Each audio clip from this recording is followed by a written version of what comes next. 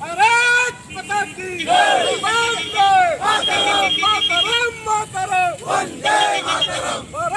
माता की भारत माता की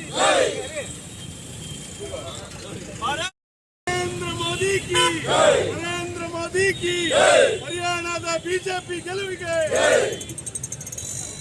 ನರೇಂದ್ರ ಮೋದಿಜಿಯವರ ನಾಯಕತ್ವಕ್ಕೆ ನರೇಂದ್ರ ಮೋದಿಜಿಯವರ ನಾಯಕತ್ವಕ್ಕೆ ಇಂಡಿಯನ್ ಟೈಗರ್ ನರೇಂದ್ರ ಮೋದಿ ಅವರಿಗೆ ವಿಶ್ವಗುರು ನರೇಂದ್ರ ಮೋದಿ ಅವರಿಗೆ ಭಾರತ್ ಮಾತಾ ಕಿ ಭಾರತ್ ಮಾತಾ ಕಿ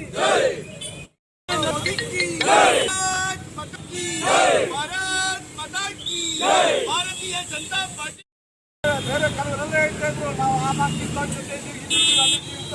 ಆದ್ರೆ ಇವತ್ತು ನಾವು ಭಾರತೀಯ ಇದ್ದೀವಿ ಅಂತ ಹೇಳಿದ್ರು ನಮಗೆ ಬರುವಂತ ಚುನಾವಣೆಯಲ್ಲಿ ಜನ ಆಚೆ ಬಂದು ಓಟ್ ಹಾಕಿದ್ರಲ್ಲೇ ಸಾಬೀತಾಗಿದೆ. ಜಮ್ಮು ಕಾಶ್ಮೀರ ಜನ ಭಾರತೀಯ ಜೊತೆ ಇದ್ದೀವಿ ಅಂತ ಹೇಳಿ ತಗೊಂಡಿದ್ದಾರೆ.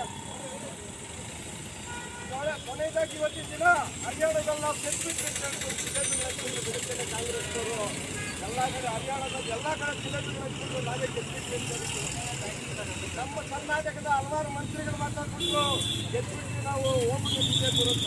3 ರಾಜ್ಯದಲ್ಲಿ ಬಿಟ್ಟರೆ ಇಡೀ ಇಂಡಿಯಾದಲ್ಲಿ ಅವರೆಲ್ಲೂ ಇಲ್ಲ.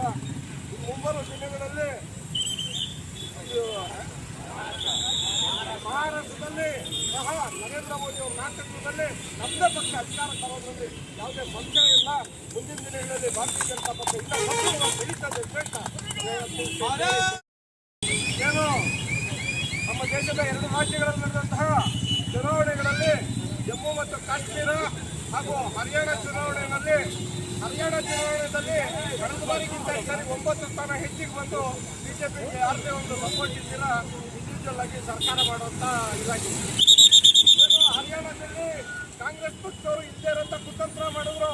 ನಾವು ಕರ್ನಾಟಕದಲ್ಲಿ ಅದು ಮಾಡಿದ್ದೀವಿ, ನಾವು ಅಭಿವೃದ್ಧಿ ಕಾರ್ಯಗಳು ಮಾಡ್ತಾ ಇದ್ದೀವಿ ಕರ್ನಾಟಕದಲ್ಲಿ, ಅದನ್ನು ನೋಡಿ ನೀವು ಮತ ಕೊಡಿ ಅಂತ ಹೇಳಿದ್ರು ಅನ್ಯ ಕಾಂಗ್ರೆಸ್ ನಾಯಕರು ಕೇಳಿದ್ರಲ್ಲಿ. ಆದರೆ ಅವ್ರ ಬೇಳೆ ಎಲ್ಲೂ ಬೇಯಿಲ್ಲ, ಅವ್ರು ಯಾರೂ ನಂಬಲಿಲ್ಲ.